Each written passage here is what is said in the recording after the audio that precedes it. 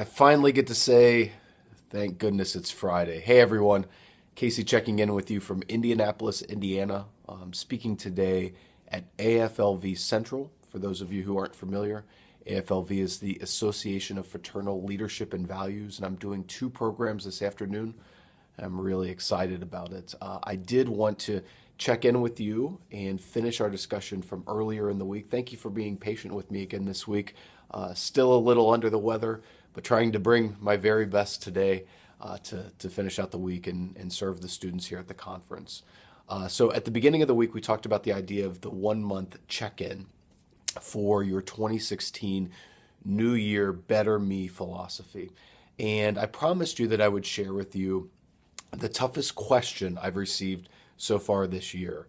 So for those of you who interact with me quite a bit on social media, you'll know that every once in a while I'll do just a quick Q&A. Spontaneous, hey, I've got 15 minutes, send me your questions. And a few weeks ago, I got one from Milton Dallas, and Milton is the president of the Leadership Institute at Michigan State University.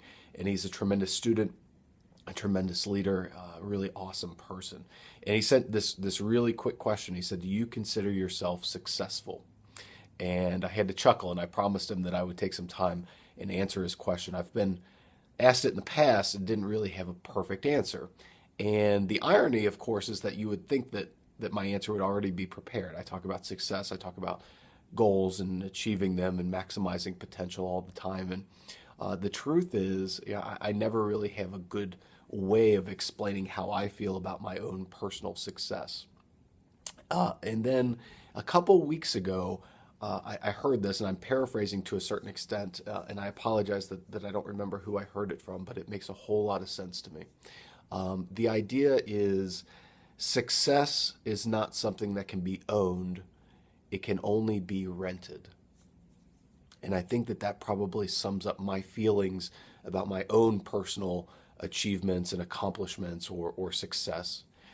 I never feel like it's something that I have owned, that I've captured and now it's mine. I feel like instead it's something that every day I'm renting and the payment is due every single day. So, today I pay the rent on success by going out there and delivering two great programs.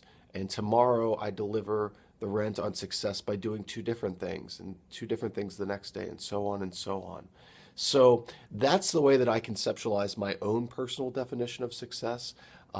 When I look at truly successful people over time, presidents or leaders of industry or sports figures or anything like that, they never seem like the type who achieve one great thing or two great things and then stop and say, okay, I don't have anything else that I have to do.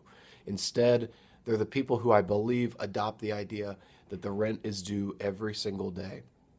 And it's going to be due tomorrow and the next day and the next day. And how you prepare today and the investments that you make today are certainly essential to being able to pay it off tomorrow. So I hope that, Milton, this answers your question. I look forward to chatting with you all next week as well. Please share this video. If you have any comments or questions, please send them my way. I hope you have a great weekend. It's Friday. Grind hard. Have a great weekend, and I'll talk to you next week. Thanks, everyone.